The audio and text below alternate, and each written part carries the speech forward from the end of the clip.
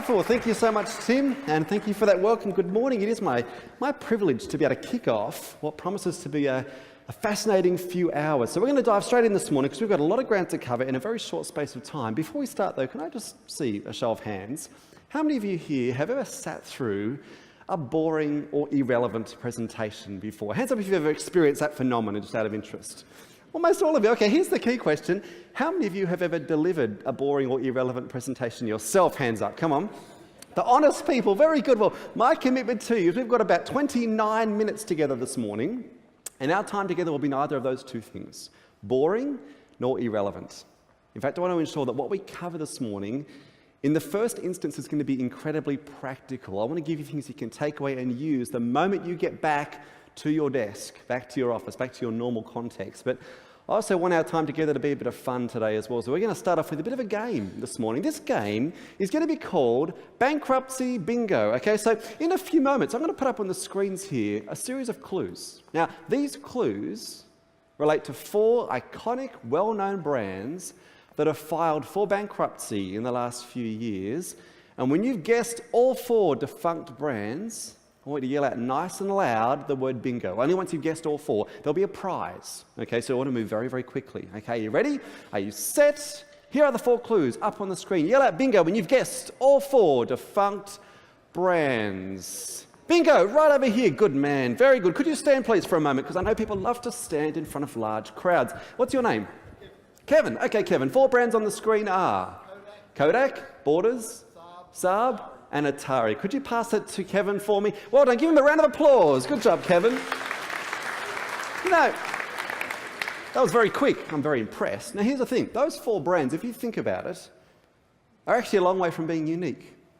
I mean, over the last few years, we've seen some pretty amazing examples of businesses that were incredibly successful, very profitable, that have somewhat fallen on hard times. In fact, here's a collection of other brands that, in some cases, are a mere shadow of their former selves. Brands that perhaps are in trouble or have gone bankrupt and are sort of bouncing out of that position. I mean, think of the significance, of course, of some of these brands. You know, Blockbuster, as an example. Very few of us were surprised 8 months ago when they filed for bankruptcy in the US. Because how many of you in the last month have gone into a physical DVD store to hire a movie or TV series? Who's done that in the last month? Come on, hands up. In fact, 7 of you. You keep the industry alive. Look at that. Awesome. Okay. How many of you in the last month have streamed, torrented, or downloaded a movie or TV series? Hands up. Now keep your hands up if it was legal to do that. Look at the righteous few. Very good. I mean, because you think about how that whole industry has been disrupted by technology. And of course, with Netflix on our doorstep, about 6 weeks off, watch this space in Australia. Now, another brand that really stands out to me up there is the brand of BlackBerry. Anyone here use a BlackBerry? Hands up. Any BlackBerry users? There's like 3 of you, and you're all clumped together in 2 spots. Birds of a feather. Look at that. How many of you have ever owned a BlackBerry phone? Hands up. Wow, look at the difference. To give you an idea, in January 2010 in the US, BlackBerry had 42% market share. As of mid-last year, that had slumped to 1.3% market share. I mean, that is how quickly a brand or a business can go from hot to not. And as you probably just, picked up from Tim's introduction, I've spent much of the last decade looking at the whole theme of change. What is changing in the business world and in society more broadly, and then helping organisations, be they small or large, navigate some of the changes they're confronted with. And it's been interesting working with clients, right across the spectrum from small mum and dad owned businesses right through to the big end of town.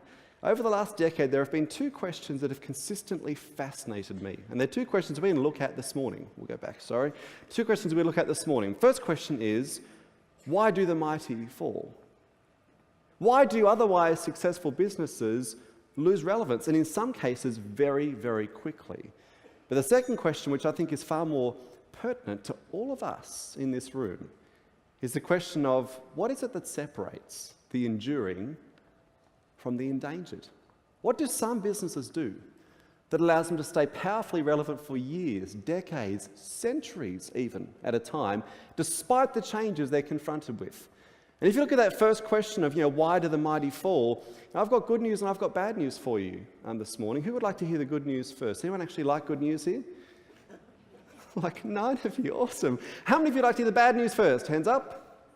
All right, how many of you have sort of figured out I've decided the order so it doesn't really matter how you vote at this point, just out of interest, right? You're spot on. We're going to talk about the bad news first, because the bad news is the very factors that cause these businesses to lose relevance are factors that none of us in this room, myself included, are immune to. And if you look at the answer to the question of why do the mighty fall, and it flashed up on the screen a few moments ago, and it's simply this: it's because shift happens. The goalposts get moved. We call, of course, this theme of disruption. When things change, not just incrementally, but sometimes radically. And it's been interesting, of course, to look over the last few years how many industries have been profoundly disrupted, in many cases by technology, but not just technology, a whole raft of factors. And we could spend a whole hour this morning looking at the next 5 years for this sector, for your industry. What are the shifts that are coming that will move the goalposts? So I think in many ways, as businesses and as professionals, we can learn a whole lot from the realm of evolutionary biology. This notion that as the environment around us changes, which it is, we face a choice. The choice is, do we adapt? Do we evolve?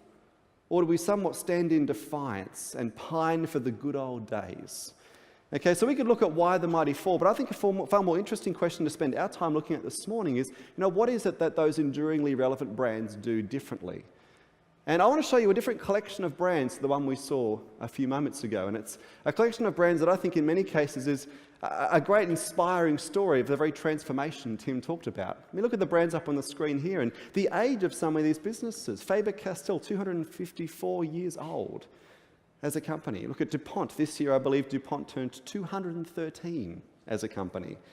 Okay, and you look at the number of these brands up on the screen that have navigated a whole lot of changes. And a good example up there is Hills Industries. 1945, developed the Hills hoist, that iconic Aussie symbol.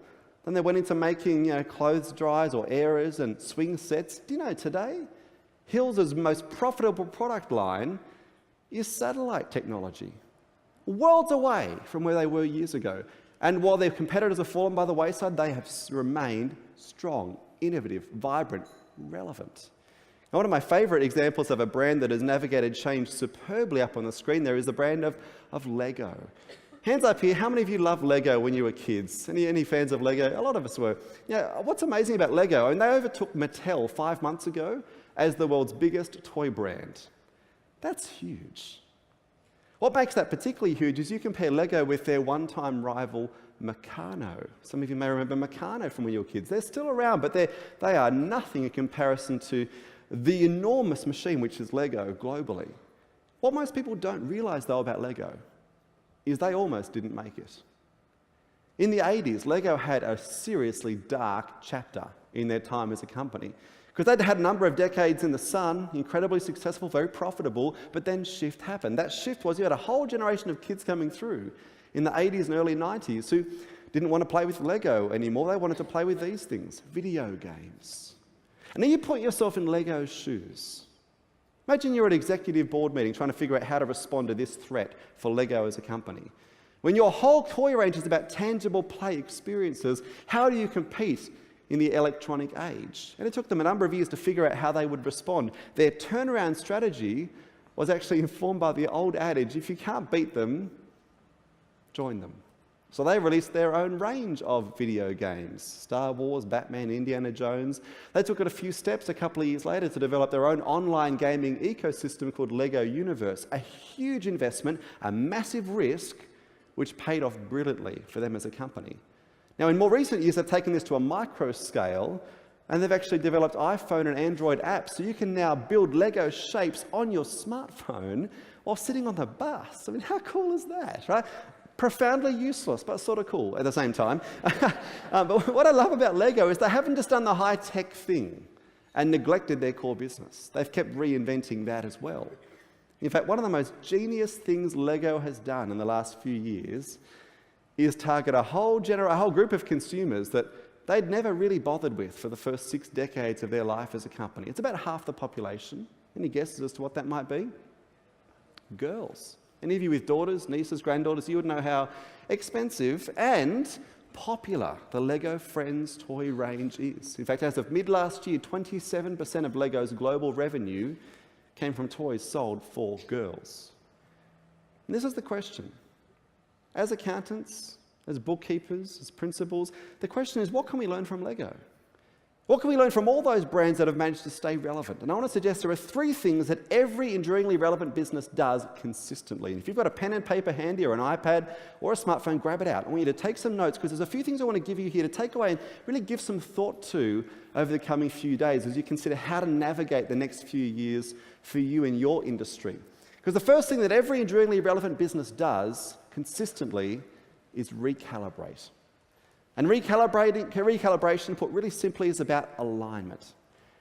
It's about making sure in the coming few years, as you change what you do and how you do things, which you're going to need to do, as you change the what and the how, that those changes stay in alignment with who you are, why you exist, what your DNA as a professional or as a business really is. Because relevance is not compromise.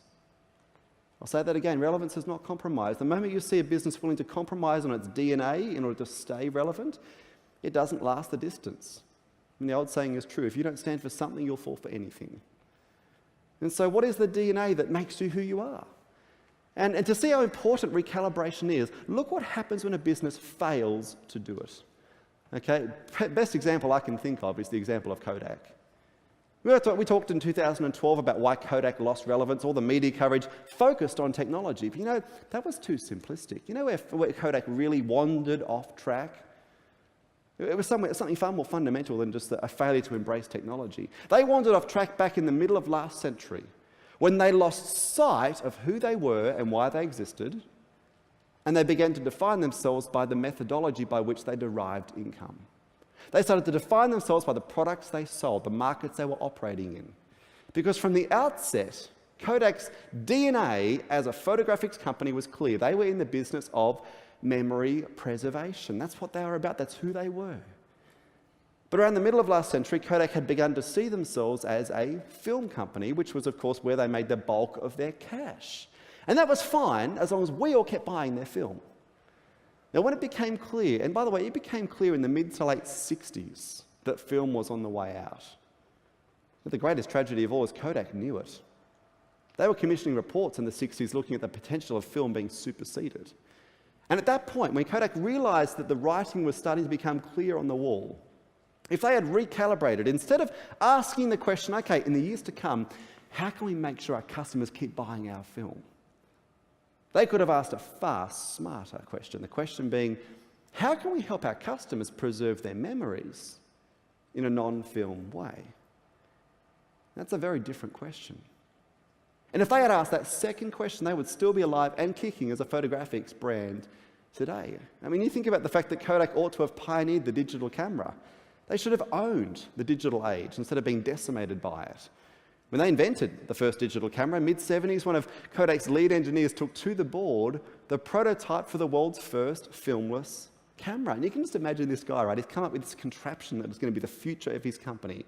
He'd be feeling pretty proud, goes to the board, shows them this contraption, thinking it's probably going to get a promotion or something, and the response he was met with was somewhat different to what he expected. He showed them the prototype for the filmless camera, and here's what he was basically told: hide it. Don't show anyone.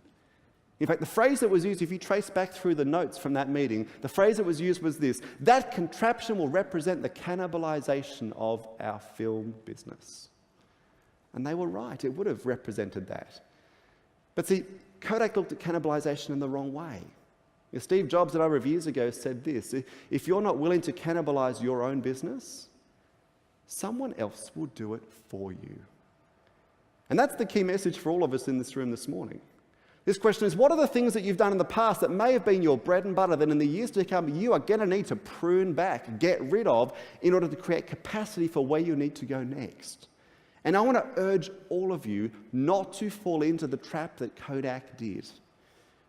And if you want to avoid that trap, the best way to do so is to become crystal clear on the answer to one question. And again, if you've got a pen and paper handy, I want you to jot this question down, 7 words. The question is this: what business are we really in? Underline the word really. Well, what business are we really in?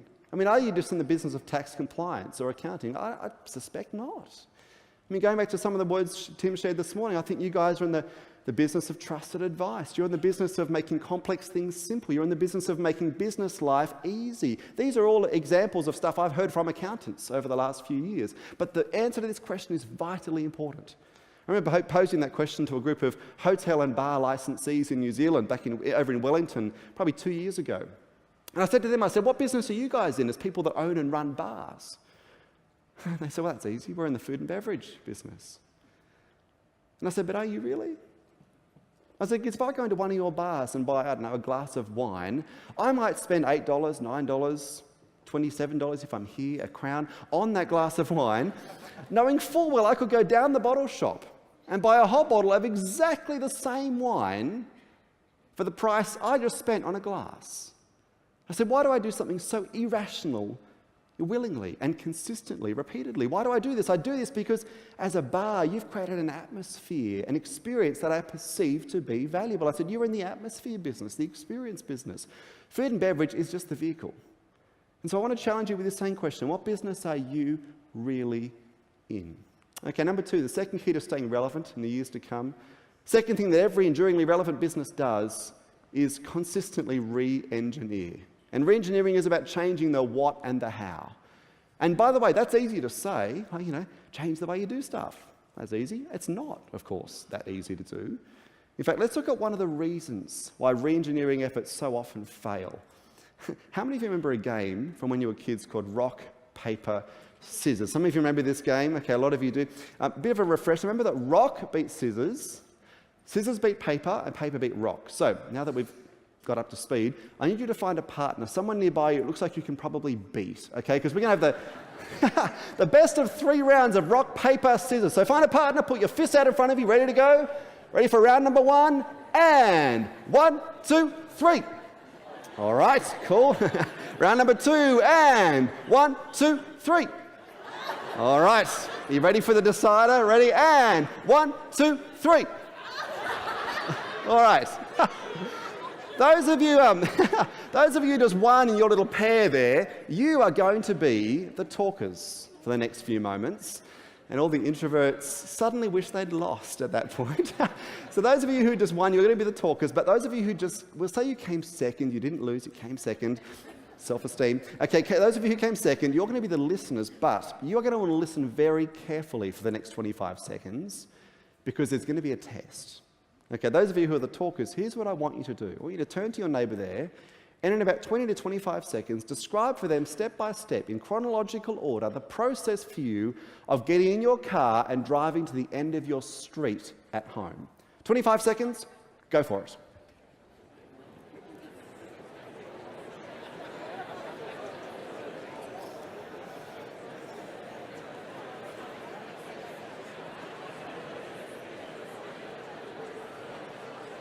Ten seconds to go, 10 seconds.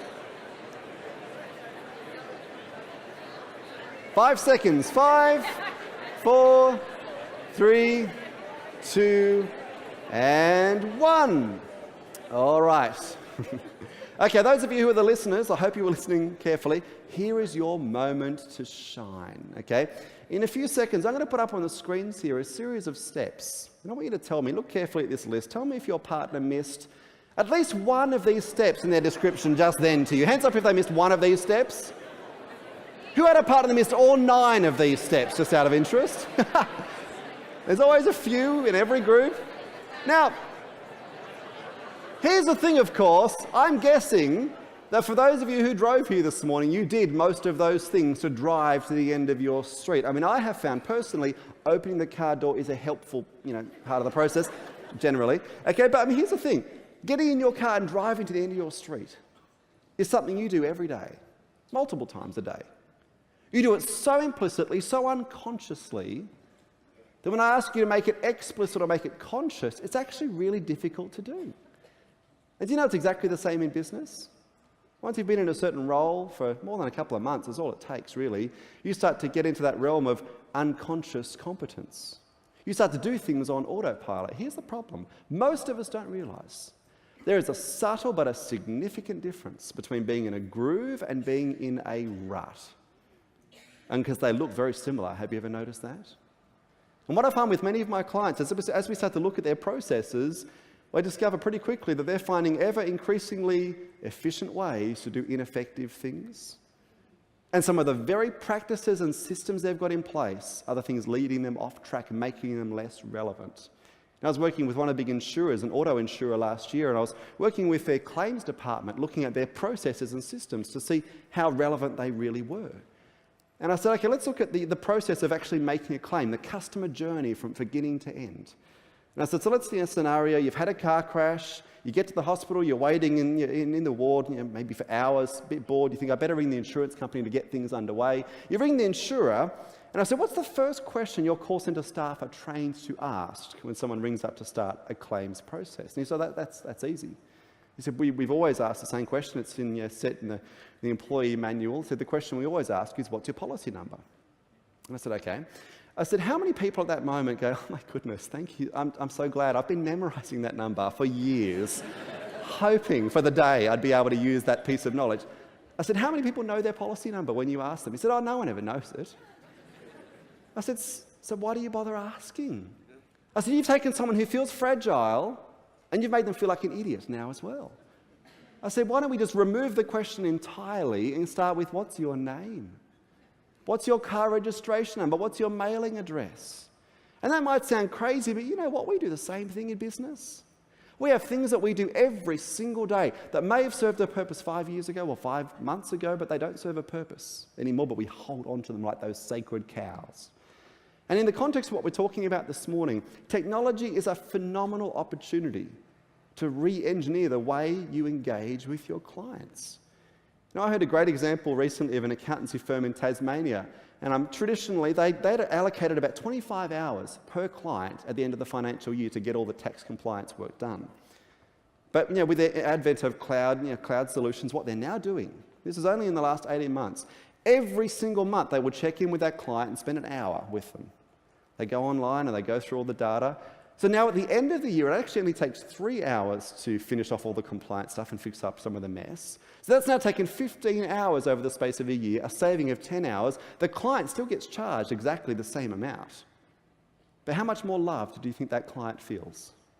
Because every single month, they have a check-in with their trusted advisor, getting a chance to sort of see where we're up to, see how we're tracking. And by the way, for the accountant, it actually spreads the workload out over the whole year rather than having those massive peaks and troughs that you have every single year. You also think about, for bookkeepers, the idea of going physically to a client's house is not as necessary. With bank feed, electronic invoicing, smartphone invoicing, the whole process of dealing with clients is changing. You can add value now in much higher order ways than you could years ago.